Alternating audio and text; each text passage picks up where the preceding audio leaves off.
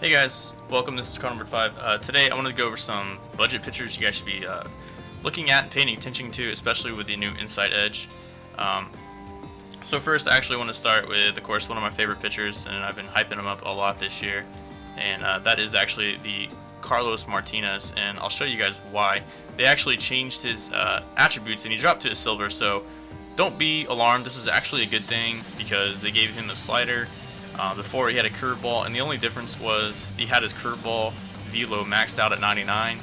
Now his slider velo is only at 64, but it's still 84 miles an hour. So that's why he got the downgrade to silver. But trust me, he pitches like a gold.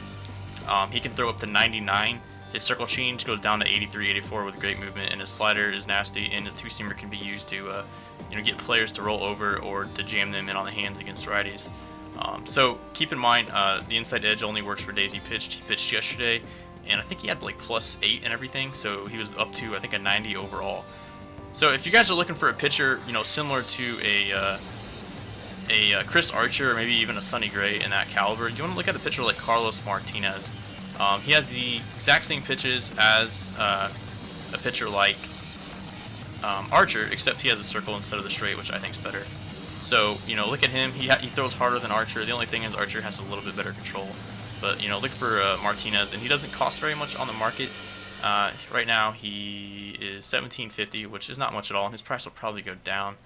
But just look for days, he's pitching. You probably want to pick him up the night before, or even days he's pitching and he might have a downgrade, which is usually not. So far, I've seen him have upgrades.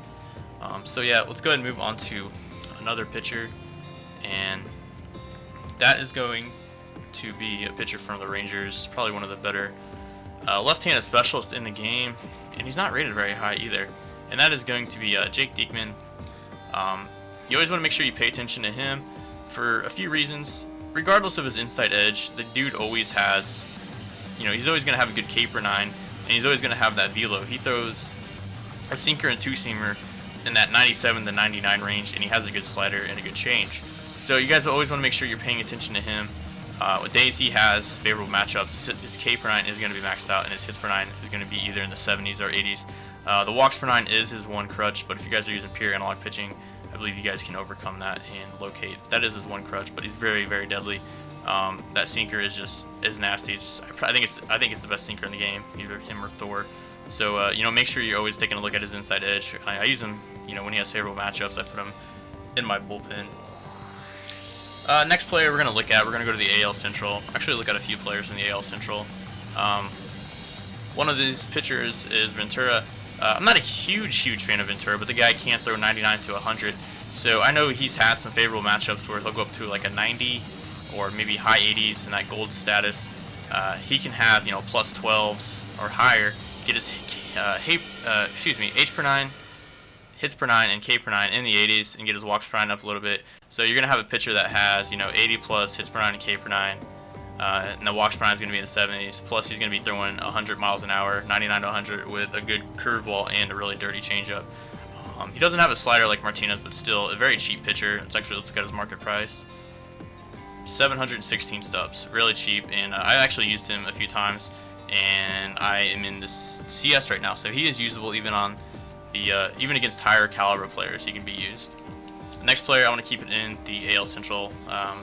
There's a really couple good pitchers actually for the Indians here. Mr. Salazar and Carrasco. Taking a look at Salazar, he is the 85 gold right now. Costs 3,850 stubs, but yeah, let's look at his stuff. Good K per 9, good hits per 9, and he has similar pitches to Martinez and Archer. And he can throw hard as well, in the upper 90s. So, just keep an eye on him. I think Carrasco is a still too. He actually has 5 pitches, and arguably better per 9s than Salazar. That's to be determined. I don't know, but pretty good per 9s across the board in the 70s. So when he has those inside edge advantages, he's going to have 80 and 90 K per 9, hits per 9, pretty solid. And plus the dude has 5 pitches, solid across the board. And one more pitcher I want to show you guys, and that is going to be the pitcher for the Angels here. That is going to be Garrett Richards. Alright, so this guy can actually throw 99 as well. He has 5 pitches, throws 4-seam, 2-seam cutter. and a slider and a curve. The only downside is he does not have a changeup, but when he has, you know, favorable matchups to the inside edge, you're looking at, you know, a freaking almost a diamond caliber pitcher, and he has nasty stuff. One of the most underrated pitchers in the game.